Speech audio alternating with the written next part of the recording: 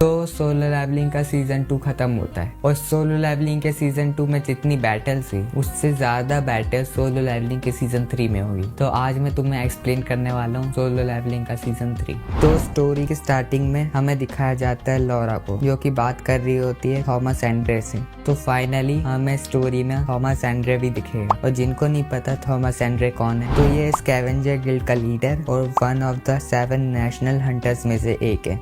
तो लॉरा बोलती है आपका इन सब के बारे में क्या ख्याल है, जिसपे थॉमस एंड्रे बोलता है कि उसे समझ आ रहा है कि डोंगसू और जिनवू कैसे कनेक्ट है। और तब वो जिनवू की जेजू आइलैंड वाली फाइट देख रहा होता है, और वो ये भी बोलता है कि पॉसिबिलिटी ये भी है कि डोंगसू के छोटे भाई को जिनवू ने ही मारा हो। और इस पे थॉमस और बातें ऐड करके बोलता है कि अब उसे पता चला कि डोंगसू बदला क्यों लेना चाहता है, और अब जेजू आइलैंड रेड के बाद थॉमस का जिनवू से मिलना बहुत मुश्किल हो जाएगा। जिस पे लॉरा बोलती है तो अब आप क्या करेंगे, जिसपे थॉमस बोलता है कि डोंगसू मेरी गिल्ड की प्रॉपर्टी है, और जो भी मेरी गिल्ड की प्रॉपर्टी को डैमेज करेगा वो उसे नहीं छोड़ेगा, इवन तो यूएस मिलिट्री को भी नहीं। फिर सीन चेंज होता है और हमें दिखाया जाता है जिनवू को, जो कार में बैठने वाला होता है, पर उसे पीछे से कोई आवाज देता है। और फिर सीन चेंज होता है और हमें दिखाया जाता है एडम नाम के बंदे को, जो कि स्कैवेंजर गिल्ड का ही एक मेंबर होता है। फिर एडम जिनवू से कहता है कि मैं आपके ऑफिस आया था पर आप मुझे मिले नहीं। फिर जिनवू को याद आता है कि जिन्होंने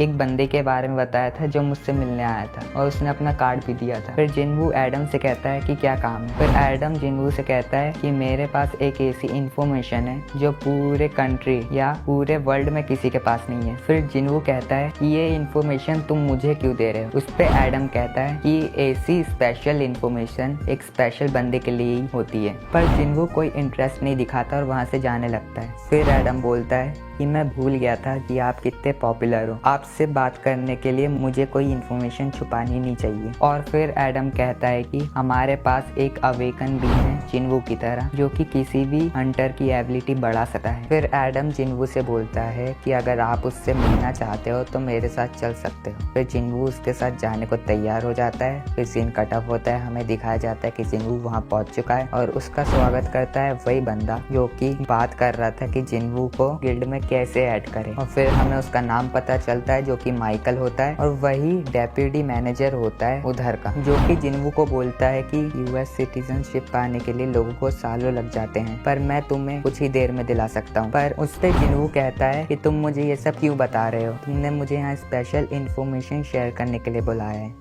फिर जिनवू कहता है कि एक अपग्रेड है जो कि किसी की भी पावर अपग्रेड कर सकता है, क्या ये सच है। जिस पे माइकल बोलता है हाँ ये सच है, और इसी के साथ वो सिल्नियर नाम की एक औरत को भी बुलाता है। और फिर माइकल बोलता है ये एक ऐसी लौती अवेकन बीन है पूरी दुनिया में जो कि किसी भी हंटर की पावर अपग्रेड कर सकती है। फिर वहाँ पे सिल्नियर आती है, जिसे देखकर जिनवू समझ जाता है ये सारे हंटर से कुछ डिफरेंट है। और फिर माइकल सिल्नियर को अपनी पावर जिनवू के सामने एक्सप्लेन करने को बोलता है। फिर सिल्नियर कहती है कि जो भी मेरे पावर के बारे में सुनता है वो इस पे यकीन नहीं करता, पर अगर तुमने इसे एक बार टेस्ट कर लिया तो तुम इसके लिए भीख मांगोगे मेरे सामने।